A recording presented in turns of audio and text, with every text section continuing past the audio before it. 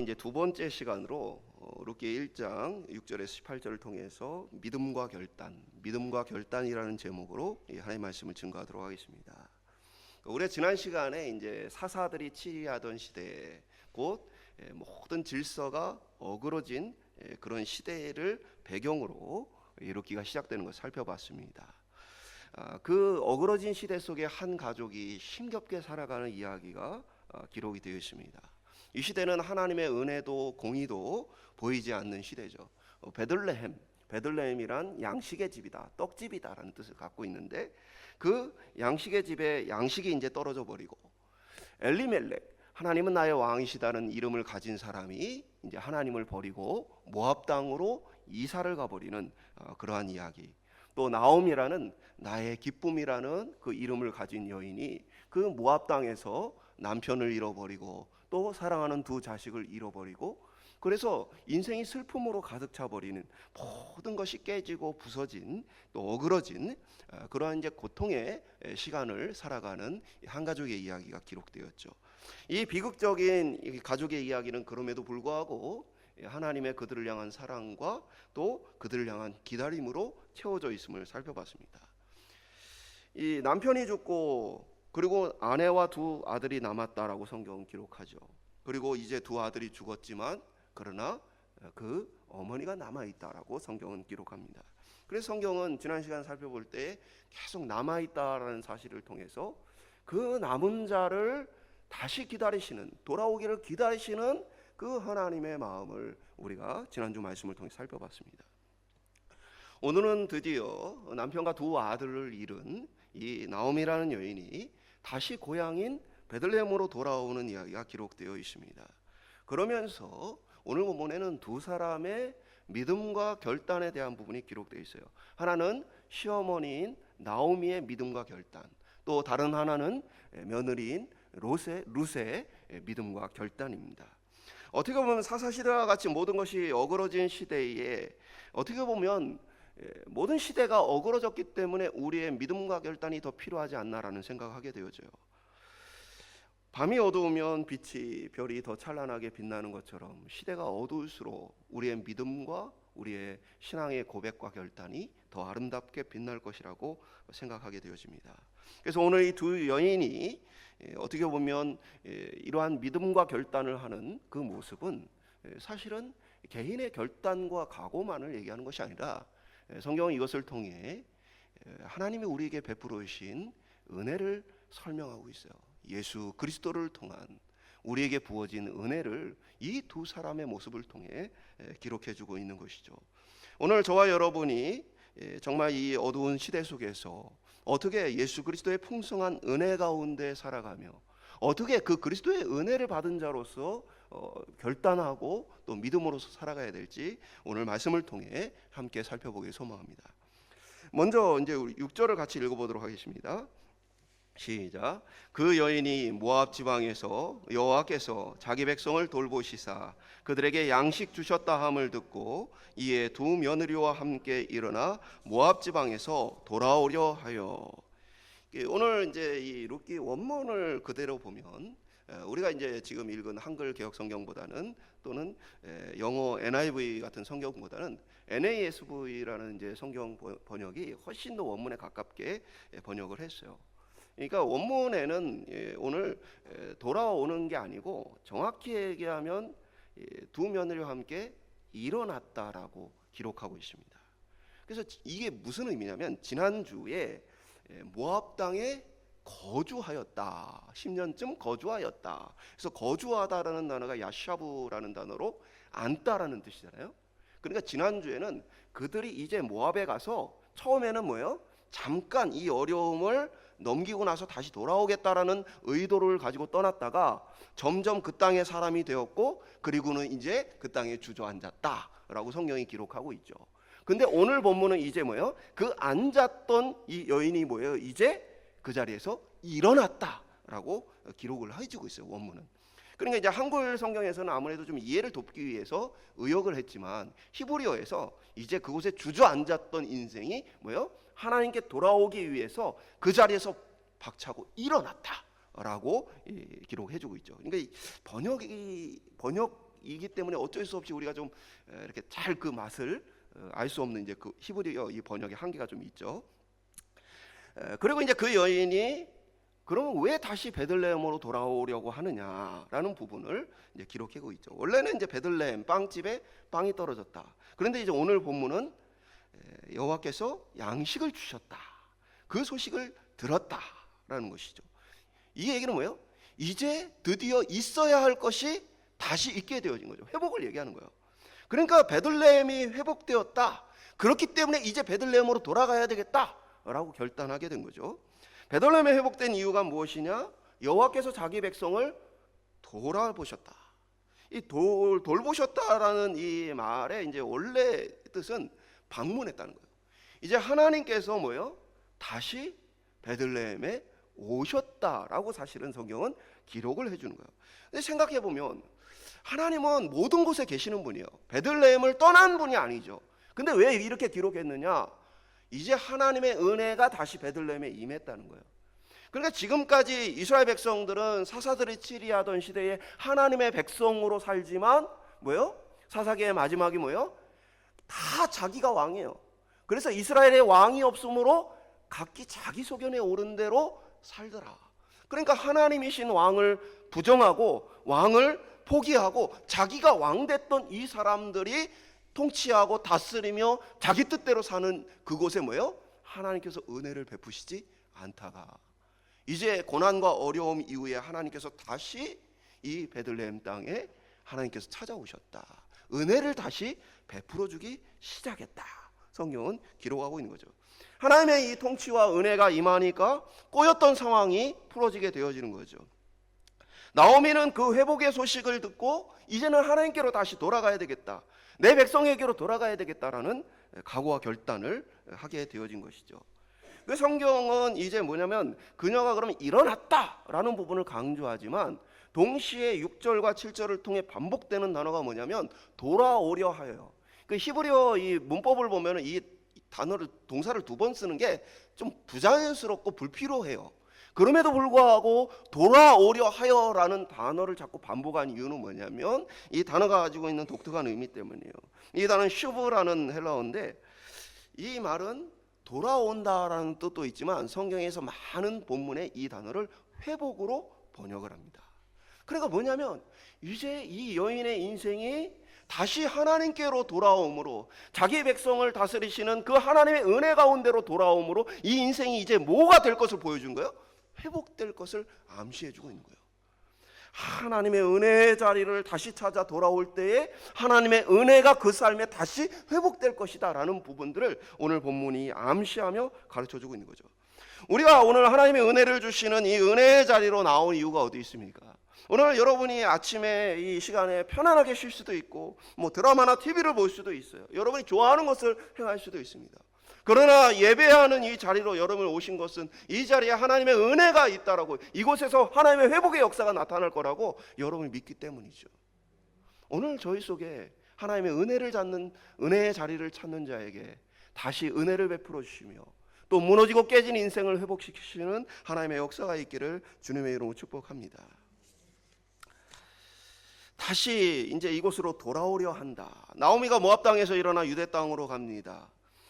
1장 8절을 보면 나오미가 두 며느리에게 이르되 너희는 각기 너희 어머니의 집으로 돌아가라. 너희가 죽은 자들과 나를 선대한 것 같이 여호와께서 너희를 선대하시기를 원하며. 나오미가 지금 홀로 이제 어떻게 보면 두 아들은 죽었고 두 며느리가 남았는데, 그런데 이들에게 나를 따라오지 말고 너희는 모압 사람이니까 너희 모압 땅에 너희 어머니 집으로 돌아가라 라고 이야기를 하는 것이죠. 나오미가 지금 이들에게 행하는 모습을 한 단어로 얘기하면 룻기의 대표적인 단어인 헤세드입니다. 헤세드가 뭐냐면 뭐 성경에는 인애, 은혜, 긍휼 뭐 이런 것들로 이제 번역이 되어진 단어인데요. 그러니까 지금 뭐냐면 나오미의 지금 상황은 어떤 상황이에요? 이제는 홀로 남겨진 상황이에요. 그러니까 당시에 가장 어떻게 보면은 불쌍한 사람이 누구냐? 그래서 둘을 뽑으면 고아와 과부입니다. 그리고 이제 셋을 뽑으면 거기에 뭐예요? 나그네가 포함되어져요. 그러니까 왜 그러냐? 오늘날에는 이제 여성들이 많은 경제 활동을 하지만 당시 사회에는 여성들이 경제 활동을 할 수 있는 상황이 아니었어요. 그러다 보니까 경제 활동을 할 수 없는 여성이 홀로 남겨지게 되어지면 경제적인 궁핍이 일어나요. 너무나 먹고 살기가 힘든 것입니다. 그래서 고아와 과부는 돌봐줄 사람이 없는 사람으로 성경이 대표적으로 긍휼을 베풀어야 될 대상으로 기록하고 있는 것이죠. 이 나오미는 이제 나이 든 이 여성이 다시 고향으로 돌아오게 될 때에 기대할 수 있는 것이 있어요? 없어요. 이 시대는 어떤 시대예요? 사사들이 치리하던 시대예요. 사사들이 치리하던 시대가 아니고 하나님의 왕으로 통치한 시대라면 하나님이 고아와 과부를 불쌍히 여기시며 여러 가지 제도를 통해서 그들을 돌봐주셨을 거예요. 그런데 이제는 하나님을 버린 시대고 사사들이 치리하고 자기가 왕된 시대이기 때문에 자기의 이익을 위해서 하나님의 명령을 거부한 시대예요. 그렇기 때문에 어떻게 보면 나오미의 가족들도 도저히 고향에서 더 이상 먹고 살 수가 없어서 그래서 떠났던 것이죠. 그러니까 그것을 아는 나오미가 그 땅에 다시 양식이 주어졌다라는 것을 알지만 내가 돌아갔을 때에 나의 친족들과 나를 돕도록 하나님께서 지정하신 그러한 사람들이 그 역할을 할 것이냐 생각했을 때 그러지 않을 거라고 판단한 거예요. 그러면 여러분, 이러한 나오미의 상태에서 젊은 두 며느리는 뭡니까? 생존을 위한 마지막 수단이에요. 이 젊은 두 며느리가 그나마 뭐예요? 무언가 활동을 통해, 경제 활동을 통해서 이 나오미를 먹여 살릴 수 있는 마지막 보루라는 거예요. 실제로 이 고아와 과부, 특별히 이제 과부들이 할 수 있는 경제 활동이 뭐냐면 이삭 줍기예요. 근데 나중에 이제 성경에 보면 이삭을 주우러 가는 그 일에 나오미는 참석하지 않습니다. 그리고 며느리인 룻만 혼자 가서 이삭을 줍게 되죠. 이 얘기는 나오미가 이삭 주어서 자기 스스로를 먹여 살릴 만한 그러한 어떤 건강 상태나 모습도 아니었다는 거예요. 그러니까 나오미를 생각했을 때 어떻게 보면 이 두 며느리가 그나마 내 곁에 있어야 마지막 죽는 날까지 이 삶을 영위할 수 있는데, 근데 나오미는 결단하기를 어떻게 한 거예요? 나를 따라오지 말고 너희는 너희의 행복을 찾아서 가라 라고 두 며느리에게 자신 나름대로의 은혜를 그들에게 베풀어 준 것이죠. 그러면서 이제 이 9절에 보면 여호와께서 너희에게 허락하사 각기 남편의 집에서 위로받기 하시기를 원하노라. 위로라는 이제 단어의 평화죠. 너희가 이제는 다하고 함께 있으면서 이 가난의 고난을 계속 겪지 말고 이제 너희가 가서 평안을 누렸으면 좋겠다. 그리고 거기에 뭐예요? 하나님께서 너희에게 평안 주시기를 원한다 라는 축복을 이들에게 하는 것이죠. 그러니까 이제 그러면서 이제 이 나오미가 하는 얘기는 뭐예요? 이 두 며느리가 아니다, 같이 가겠다라고 하니까 이 나오미가 하는 얘기는 새로운 남편을 만나서 이제 내가 만약에 이제 어떻게 보면은 다시 결혼을 하고 자식을 낳는다 해도 너희가 그것을 기다릴 수 있겠느냐라는 이야기를 하죠. 이게 뭐냐면 이제 당시 이 성경의 제도 속에는 고엘이라는 제도가 있어요. 이 룻기의 핵심적인 또 하나의 단어예요. 헤세드와 함께 이 고엘이라는 단어인데 룻기에서는 이것을 기업 물음으로 번역을 했습니다. 이게 뭐냐면 가장 가까운 친족이 책임을 지고 돌봐야 하는 의무를 얘기해요. 이 고엘은 여러 가지가 있는데 그 중에 하나가 계대결혼입니다. 계대결혼이 뭐냐면 만약에 형이 결혼을 했는데 자식이 없이 죽어요. 그러면 동생이 그 형수와의 관계 속에서 자식을 낳고 그 자식이 그 형수를 평생 책임지는 후사로서의 역할을 하도록 합니다. 그래서 이 과부가 어떻게 보면은 남편은 일찍 죽어 과부가 됐지만 그러나 자식을 낳아서 그 자녀를 통해 노후를 보장받게 되어지고 살게 되어지는 그런 이제 돌봄의 수단이에요. 또 이 고엘은 뭐냐면 내가 너무나 가난해서 땅을 팔아야 되는 상황이 일어나요. 당시의 땅은 뭡니까? 이 여호수아 시대에 가나안을 정복하고 하나님의 명령에 의해서 땅을 분배받았죠. 그래서 모든 이 이스라엘 백성들은 분배받은 땅이 있어요. 근데 이 땅은 정확히 얘기하면 재산만의 기능을 하는 것이 아니고 하나님이 그들에게 맡기신 사명의 기능을 해요. 그래서 하나님이 내게 맡기신 그곳을 뭐예요? 하나님의 뜻대로 각자가 다 다스리게 되어지는 사실은 부름을 받은 것입니다. 그렇기 때문에 너무나 이 가난하고 먹고 살 것이 없어서 이 땅을 팔게 되어지면 그러면 그 땅을 다시 회복시키도록 하세요. 그래서 성경에는 50년 희년이라는 것이 기록되어 있는데 희년이 되어지면 내가 너무나 먹고 살 것이 없어서 팔았던 내 땅을 다시 돌려받도록 하십니다. 그리고 만약에 희년이 되지 않더라도 내가 지금 너무나 어려워서 이 땅을 팔았다. 그러면 친족 중에 가장 가까운 이는 자신이 힘이 있다면 그 땅을 다시 찾아서 그가 살 수 있도록 돌아봐주는 역할을 또 하게 되어집니다. 그래서 이 어떻게 보면 경제적으로 무너지는 그 인생 또는 가정의 어떤 비참한 사건들로 무너지는 그러한 가정들을 하나님께서 돌보시는 은혜의 수단으로서 이 고엘의 제도를 세우셨어요. 또 하나는 이제 보복의 개념이 고엘에 있어요. 뭐냐면 성경에 보면 어떤 이제 활동을 하다가 누군가가 죽는다. 그래서 대표적으로 뭡니까? 의도하지 않고 도끼질을 하다가 도끼 날이 빠져서 우연히 어떤 사람이 맞고 죽어요. 그렇게 됐을 때에 이 사람에게는 어떤 기회가 주어져요? 그때에 도망을 쳐서 도피성의 제단불을 잡으면 죽음을 면할 수 있게 되어집니다. 그때 왜 이 사람이 도망을 가느냐? 이 죽은 사람의 가장 가까운 친족이 피의 보복자로서 그 피를 갚을 의무가 있기 때문이에요. 고엘은 또 어떤 보복의 의미가 있는데 내 가장 가까운 친족이 억울한 죽음을 당하거나 또 괴로움을 당했을 때 내가 피의 보복자로서 그것에 대한 복수를 할 의무를 갖게 되죠. 이것을 통해 갖고 있는 성경의 기능은 뭐예요? 아무리 힘이 없고 연약한 사람이라도 뭐예요? 그 주변에 가장 가까운 친족은 있어요. 그렇기 때문에 아무리 힘없고 연약한 사람이라도 다른 사람들이 깔보고 그를 함부로 하지 못하도록 하는 그러한 이제 개념을 갖고 있어요. 그러니까 이 고엘이라는 제도는 연약한 자들, 힘없는 자들을 어떻게 보면 보호하는 하나님이 만드신 제도예요. 다만 이 제도가 뭐예요?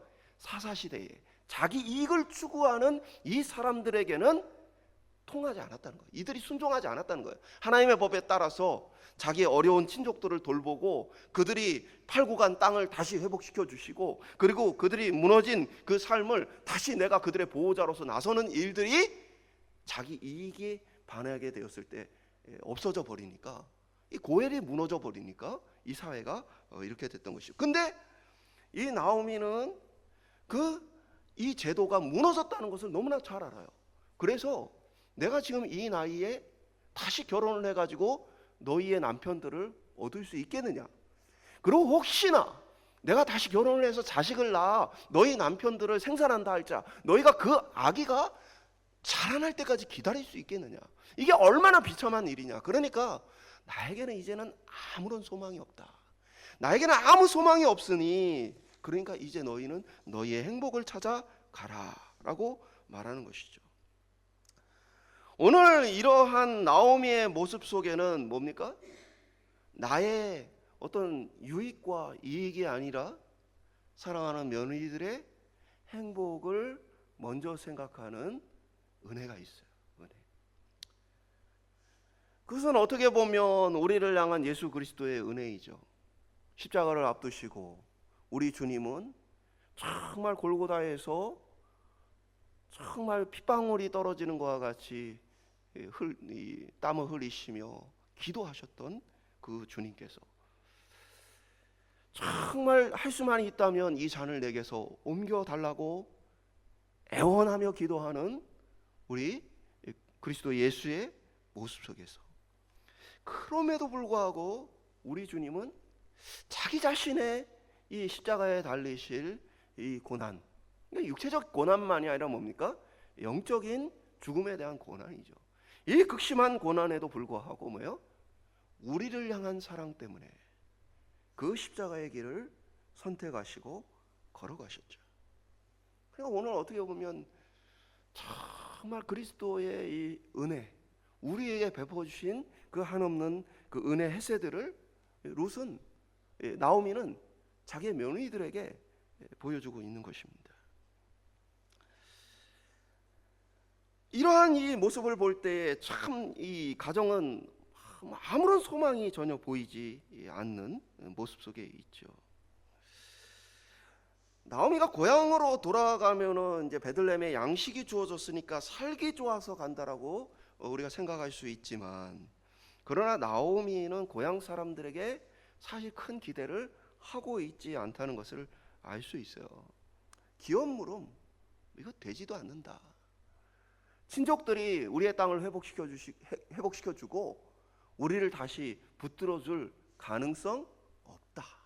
며느리들에게 한 말에 이미 뭐예요? 다 담겨 있어요. 하나님을 내가 보러 가는 것이지 지금 그 땅에 가면 이제 내가 살 길이 있어서 가는 게 아니다라는 게 이 며느리들에게 아무 소망이 없다 설명하는 모습을 통해 우리가 보게 되어지는 것이죠. 13절은 나오미 회개 모습도 기록되어 있죠. 내가 왜 이렇게 비참한 상황에 놓였는가? 그것은 여호와의 손이 나를 치셨기 때문이다. 내가 여호와를 떠나 이렇게 되었다라는 사실 고백을 하고 있는 것이죠. 내가 하나님을 떠나 우리가 모압 땅으로 이주해 온 것이 결국에는 하나님의 징계를 받아 이렇게 되었다라고 고백합니다. 하나님은 아파하는 나오미에게 사실 아무 말도 하지 않았죠. 하나님은 나오미를 이해하고 그들의 연약한 믿음을 아시기에 그들이 모압으로 이주한 것에 대해서 아무런 평가도 사실 하지 않았어요. 그러나 나오미는 스스로의 삶을 돌아보며 내 삶이 이렇게 비참하게 됐을까? 그것은 내가 하나님을 떠났기 때문이다. 그러면서도 나오미는 뭐예요? 사실 하나님을 크게 원망하는 것은 아니에요. 계속해서 그 하나님의 이름으로 이 며느리들에게 복을 빌어주는 모습을 보면 하나님이 나를 이렇게 만들었으니 이제 나하고 하나님 관계없다가 아니죠. 그럼에도 불구하고 하나님에 대한 믿음을 고백하며 하나님을 죽기 전에 다시 어떻게 보면 베들레헴 땅으로 돌아오신 그 하나님의 앞으로 나가기 위해서 마지막 발걸음을 옮겨가는 모습을 보게 되어지죠. 이게 놀라운 거예요, 이 믿음이.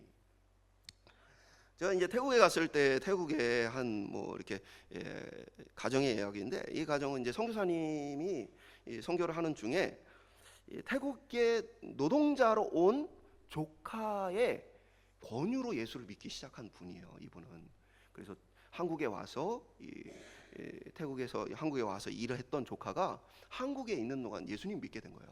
그래서 이제 자기가 태국으로 돌아간 이후에는 자신의 친족들에게 찾아가 복음을 전하고 예수를 믿도록 했어요. 그래서 이분이 이제 예수를 믿게 된 거죠. 그 마을에서 유일하게 예수를 믿는 사람이에요.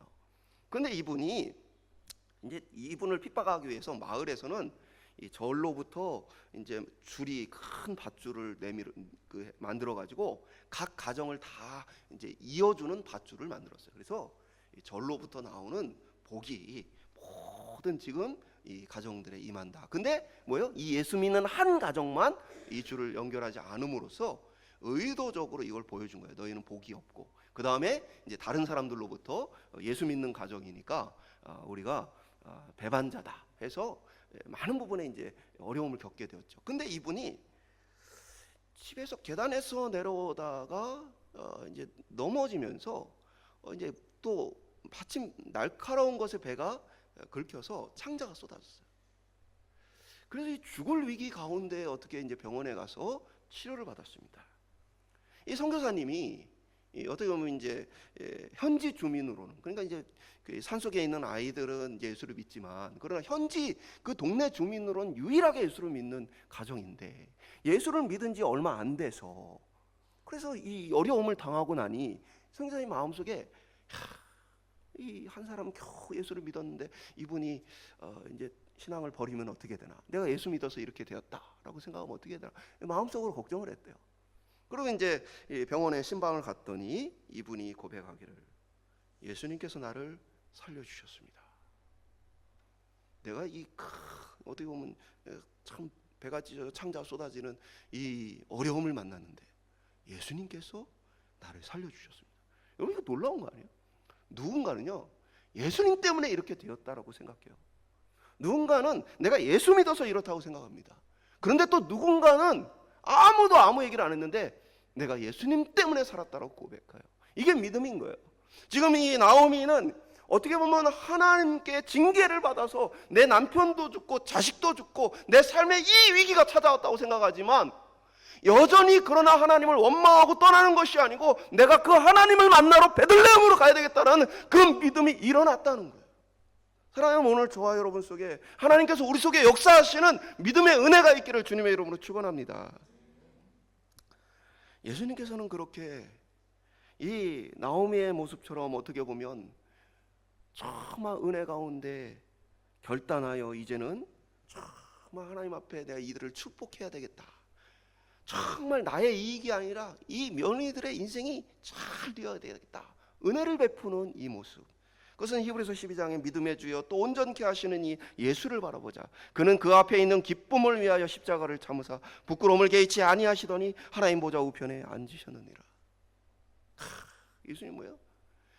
눈앞에 고난이 있지만 그 앞에 더 큰 기쁨이 있다. 그것은 뭐예요?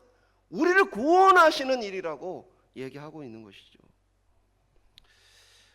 오늘 저와 여러분 속에 정말 우리가 이 그리스도의 은혜를 기억했으면 좋겠습니다. 우리가 어떤 어려움을 당하든 어떤 상황에 처하든 그리스도께서 우리를 얼마나 사랑하셨는가. 그것은 자신이 십자가의 고난을 당할 만큼 그것을 선택하여 결단할 만큼 우리를 사랑하셨다는 이 사랑을 우리가 매 순간 기억할 때에 우리 속에 믿음의 역사가 나타날 줄 주님의 이름으로 축복합니다. 14절에 보면 오르바, 이제 두 며느리 중에 하나인 오르바는 입을 맞추고 작별을 하게 되어집니다. 그런데 또 다른 며느리인 룻은 어머니를 붙쫓았다.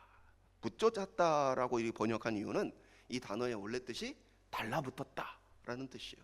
그러니까 이 한 며느리는 그 어머니의 강력한 이 권면에 의해서 자기 고향으로 모압으로 다시 어머니 집으로 돌아갔어요.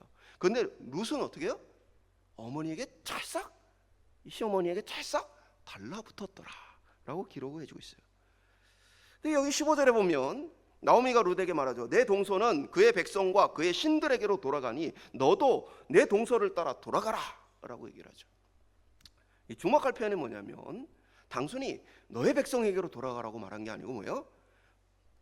그의 백성과 그의 신들. 지금 이 결단은 무슨 결단인가요? 믿음의 결단이라는 거예요. 이것은 단순히 먹고 사는 문제만의 문제가 아니고 지금 이것은 어떤 신을 섬길 것이냐 하는 믿음의 결단인데 너의 동서는 너의 고향 모압으로 그리고 모압의 신으로 돌아가기를 선택했다. 너도 모압 사람이니까 돌아가라 라고 얘기한 거죠. 그런데 룻은 시어머니 나오미에게 16절에 보면 이런 고백하죠. 룻이 이르되 내게 어머니를 떠나며 어머니를 따르지 말고 돌아가라 강권하지 마옵소서. 어머니께서 가시는 곳에 나도 가고 어머니께서 머무시는 곳에 나도 머물겠나이다. 어머니의 백성이 나의 백성이 되고 어머니의 하나님이 나의 하나님이 되시리니. 그러니까 여기에 또 고백이 있죠. 뭐예요? 이것은 단순히 내가 어머니만을 생각해서 가는 게 아닙니다. 어머니, 이것은 지금 하나님에 대한 믿음의 고백이고 나는 당신이 섬기는 그 하나님의 백성이 되기를 선택하는 것입니다 라고 고백한 것이에요. 그리고 이후에 한글 성경에서는 이제 번역하지 않은 것이 있는데 바로 이게 왜냐하면요.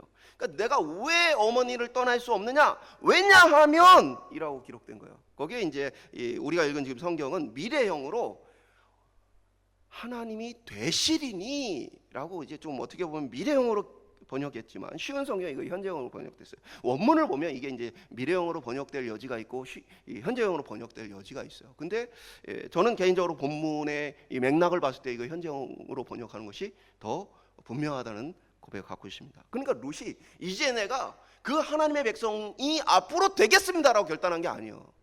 이미 나는 당신과 같은 하나님을 섬기는 사람입니다. 하나님이 계신데 내가 어디를 가겠습니다라고 분명한 고백을 사실 하게 되어진 거죠. 그렇기 때문에 나는 당신을 따릅니다. 당신이 불쌍해서가 아닙니다. 당신이 내 도움이 필요해서가 아닙니다. 나는 이미 정체성이 바뀌었습니다. 나는 당신과 같은 하나님의 백성이 되었고 하나님의 어떻게 보면 그를 하나님을 섬기는 자가 되었습니다. 나는 이미 떠날 수 없는 사람입니다 라고 고백하게 되신 것이죠.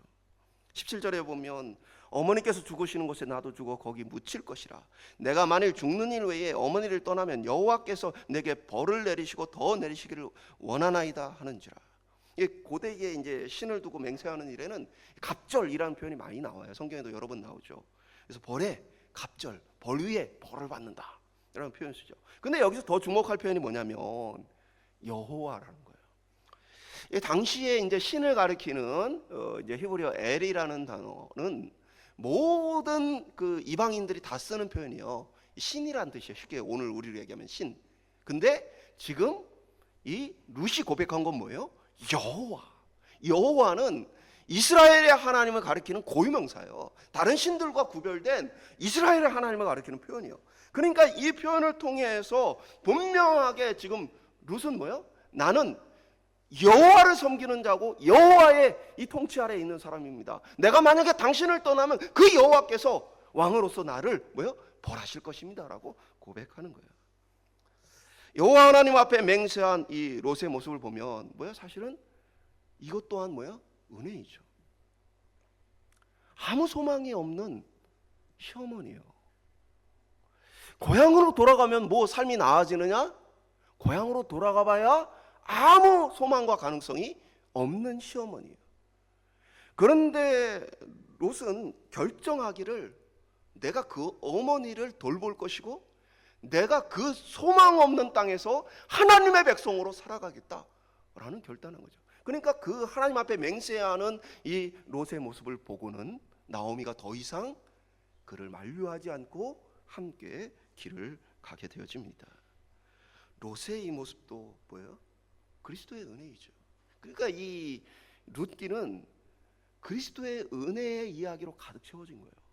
은혜 없는 시대에, 은혜가 없어서 완전히 깜깜해진 그 시대에 이 가정 속에 은혜가 넘쳐나기 시작하는 하나님의 회복의 역사를 기록한 것이죠. 나오미 역시도 소망이 없지만 롯도 이제 나오미를 따라가면 아무 소망 없는 거예요. 나오미가 고향으로 돌아가면 롯은 결혼을 해서 좋은 사람을 만나고 나름대로 이제 새로운 인생을 꿈꿀 수 있어요. 그런데 그 믿음이 그를 결단하게 해요. 그것을 통해 누구에게 은혜를 베푸는 거예요? 사실은 나오미에게 은혜를 베푸는 거죠. 자신의 삶을 내려놓고 하나님의 백성으로서의 정체성 속에서 자신에게 주어진 시어머니를 돌본 거예요. 여러분, 이게 기가 막힌 일이죠. 하나님의 백성인 이스라엘 백성은요, 이 고해를 해요? 안 해요. 자기의 돌봐야 할 자들을 자기 이익 때문에 돌보지 않는 상황이에요. 그런데 이방인인 룻이 하나님의 백성이 되어서 이방인인 룻이 이 고엘로서 은혜를 자기 시어머니에게 베푸는 모습을 기록하고 있죠. 오늘 예수 그리스도의 은혜와 역사가 뭐예요? 하나님의 백성이 떠난 그 자리에 이방인들이 와서 채우는 역사로 기록되어 있는 거예요. 놀라운 일이에요. 어떻게 보면 이 성경의 역사를 이 가정의 이야기 속에 담겨 있는 거죠. 이스라엘 백성들이 하나님을 버리고 떠나자 이방인들이 그 자리에 와서 하나님을 섬기며 하나님의 왕으로 섬기며 하나님의 명령을 수행하는 것이죠. 룻기의 어마어마한 한 가정의 이야기지만 한 민족과 또 이 하나님의 역사를 이루어 가시는 그 모습이 이 안에 담겨 있기에 룻기가 성경으로 하나님의 말씀으로 기록되어 있는 것이죠.